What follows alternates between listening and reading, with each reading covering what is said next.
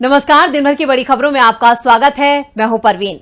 आज इस बुलेटिन में बात होगी मोदी को लेकर खड़गे के जोरदार हमले की, ईडी को लेकर कांग्रेस के बड़े खुलासे की, तेलंगाना में कांग्रेस की मजबूती से मुश्किल में आई केसीआर की, छत्तीसगढ़ में कांग्रेस के दबाव में आए अमित शाह की। इसके साथ ही देखेंगे कि जाने माने कार्टूनिस्ट इरफान की किस खबर पर पड़ी तिरछी नजर, और बुलेटिन के आखिर में बात महंगाई को लेकर प्रियंका के वार की। इसके साथ ही और भी कई बड़ी खबरों से आपको करवाएंगे रूबरू, लेकिन तमाम बड़ी खबरों से पहले एक नजर सुर्खियों पर। महिला आरक्षण तुरंत लागू करना मुश्किल, कांग्रेस नेता जया ठाकुर की याचिका पर सुप्रीम कोर्ट ने कहा केंद्र को महिला आरक्षण कानून तत्काल लागू करने का आदेश देना मुश्किल। दिल्ली शराब नीति से जुड़े मनी लॉन्ड्रिंग मामले में गिरफ्तार आम आदमी पार्टी सांसद संजय सिंह ने सुप्रीम कोर्ट का खटखटाया दरवाजा, अपनी गिरफ्तारी को दी चुनौती। असम में विपक्षी दलों ने बीजेपी पर साधा निशाना, कहा बीजेपी जांच एजेंसियों का दुरुपयोग कर रही है, वो सिर्फ विपक्ष को निशाना बना रही है। तेजी के साथ बंद हुआ शेयर बाजार, सेंसेक्स 283 अंकों की तेजी के साथ 64,364 पर हुआ बंद, निफ्टी 97 अंकों की तेजी के साथ 19,231 पर हुआ बंद। ये तो थी सुर्खियां, और अब बात आज की सबसे बड़ी खबर की।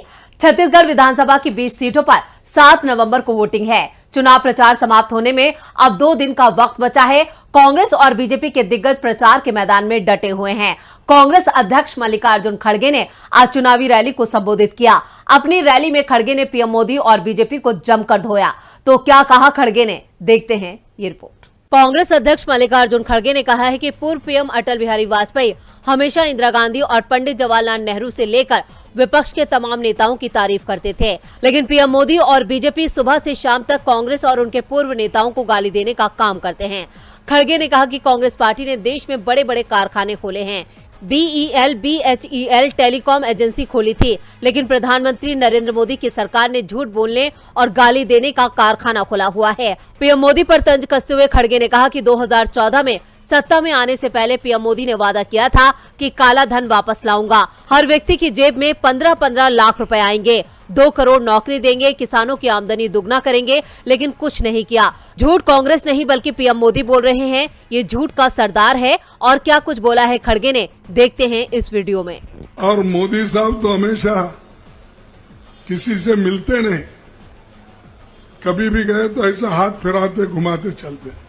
यहाँ तो तुम्हारे चाचा का काका, तुम्हारे काका तो सब में मिलते हैं, खुद कहते हैं जाते जाते बच्चों से मिलते हैं।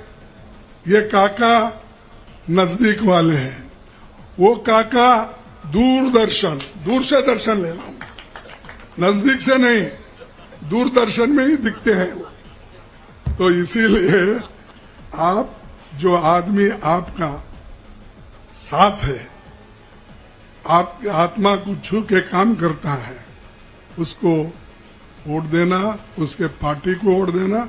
और हमारी पार्टी हमेशा दलितों के लिए, पिछड़ों के लिए, आदिवासियों के लिए, किसानों के लिए।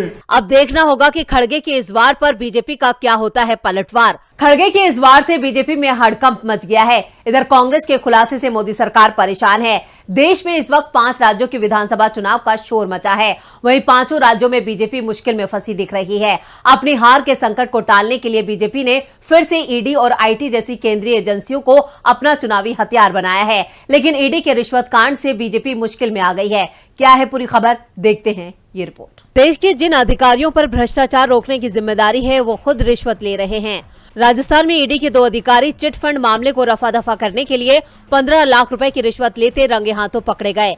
इसको लेकर आज कांग्रेस ने प्रेस कॉन्फ्रेंस की, जहां कांग्रेस प्रवक्ता पवन खेड़ा ने मोदी सरकार को घेर लिया। पवन खेड़ा ने खुलासा करते हुए कहा, जिन अधिकारियों पर भ्रष्टाचार रोकने की जिम्मेदारी है, वो खुद रंगे हाथों रिश्वत लेते हुए पकड़ लिए जाते हैं।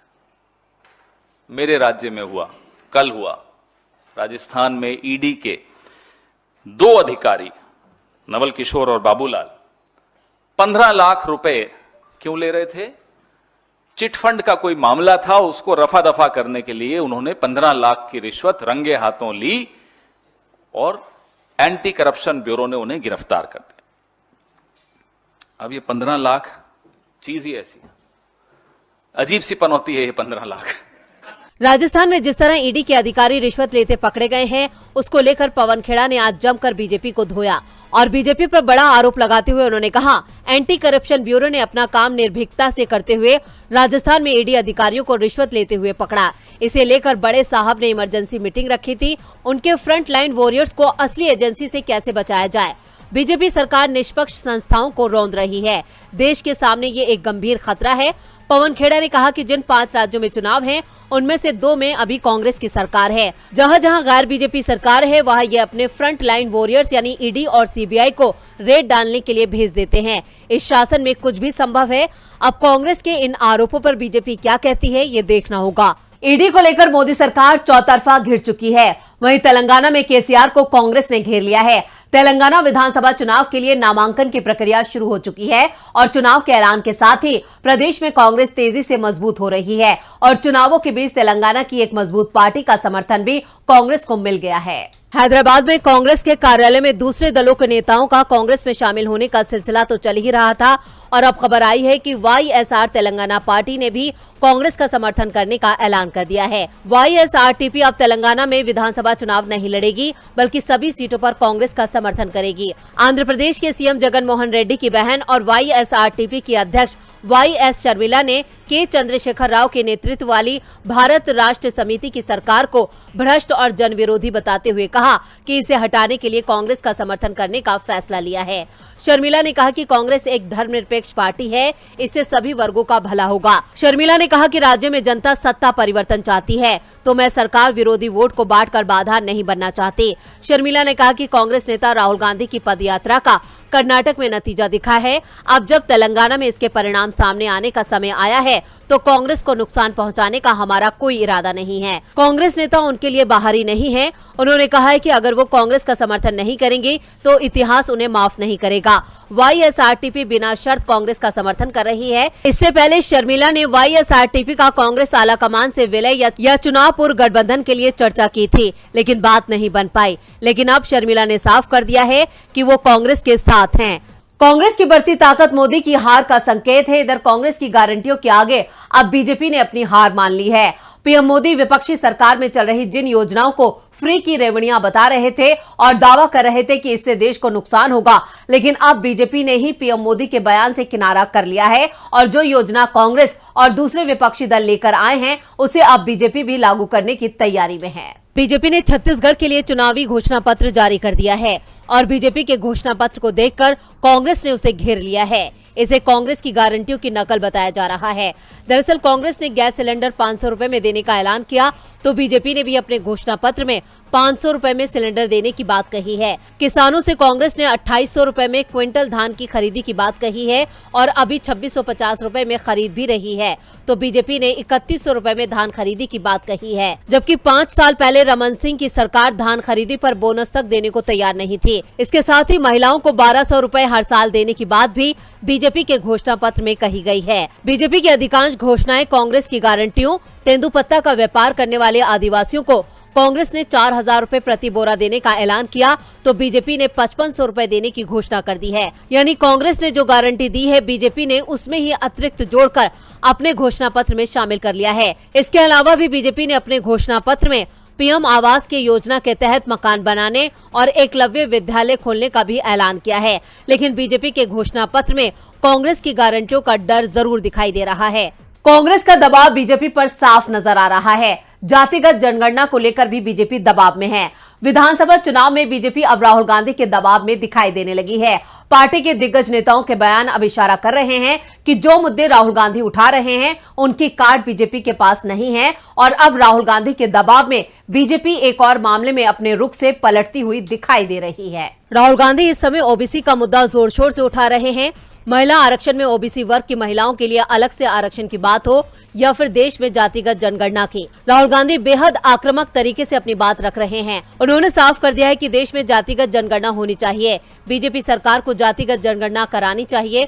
मोदी सरकार अगर ये काम नहीं करेगी तो अगले साल हम लोग सरकार में आ रहे हैं, हम जातिगत जनगणना कराएंगे। राहुल गांधी के दावे और उनके तेवरों ने अब बीजेपी को पूरी तरह से बैकफुट पर धकेल दिया है, जिसके बाद अब बीजेपी भी जातिगत जनगणना के समर्थन में आती दिखाई दे रही रही है। पहली बार केंद्रीय गृह मंत्री अमित शाह ने जातिगत जनगणना का समर्थन किया।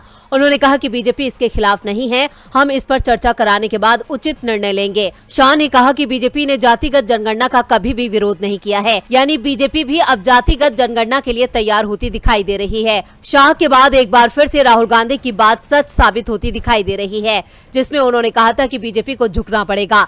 इससे पहले जब मोदी सरकार कृषि कानून लाई थी तो राहुल गांधी ने कहा था कि सरकार को इसे वापस लेना होगा और सरकार को कृषि कानून वापस लेने पड़े। और अब एक और मुद्दे पर राहुल गांधी के दबाव में बीजेपी पलटी मारती दिख रही है, जबकि इससे पहले बीजेपी का हर नेता जातिगत जनगणना को कराने से साफ इनकार कर रहा था। कांग्रेस की रणनीति से बीजेपी मुश्किल में है, इधर ओपीएस के मुद्दे से मोदी सरकार मुश्किल में है। आज एक बार फिर ओल्ड पेंशन स्कीम को लेकर सरकारी कर्मचारियों ने दिल्ली के रामलीला मैदान में मोदी सरकार के खिलाफ हल्ला बोल किया और सरकार को सीधे सीधे चेतावनी दे दी। तो क्या है पूरी खबर, देखते हैं इस रिपोर्ट में। मोदी सरकार के खिलाफ सरकारी कर्मचारी ने हल्ला बोल दिया है, क्योंकि देश में ओल्ड पेंशन बंद है, जिसे लेकर लाखों की संख्या में सरकारी कर्मचारी दिल्ली के रामलीला मैदान में जुटे। इससे पहले भी पुरानी पेंशन लागू करने की मांग को लेकर दिल्ली के रामलीला मैदान में सरकारी कर्मियों की 2 रैलियां हो चुकी हैं। अब तीसरी बड़ी रैली हुई।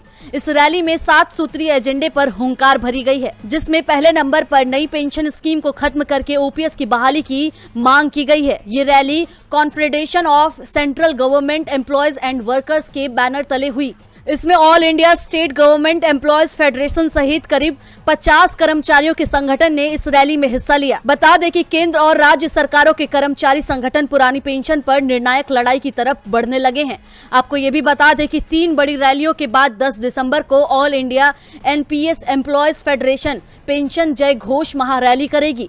All India NPS employees federation के राष्ट्रीय अध्यक्ष डॉक्टर मंजीत पटेल का कहना है कि अगर 10 दिसंबर तक केंद्र सरकार पुरानी पेंशन बहाल नहीं करती है तो उस रैली में अनिश्चितकालीन हड़ताल की घोषणा की जाएगी।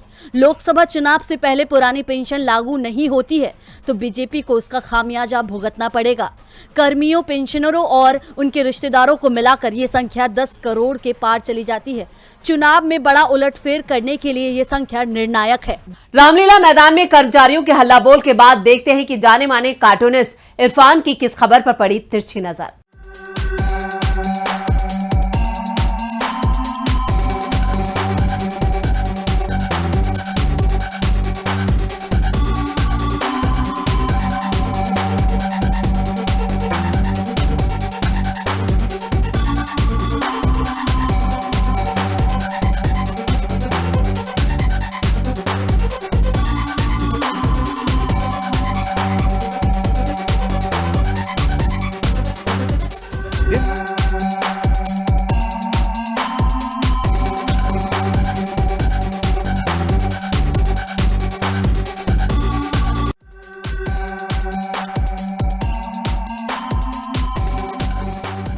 राजस्थान बीजेपी के एक नेता गुरुद्वारों पर आपत्तिजनक टिप्पणी के बाद में फंस गए हैं।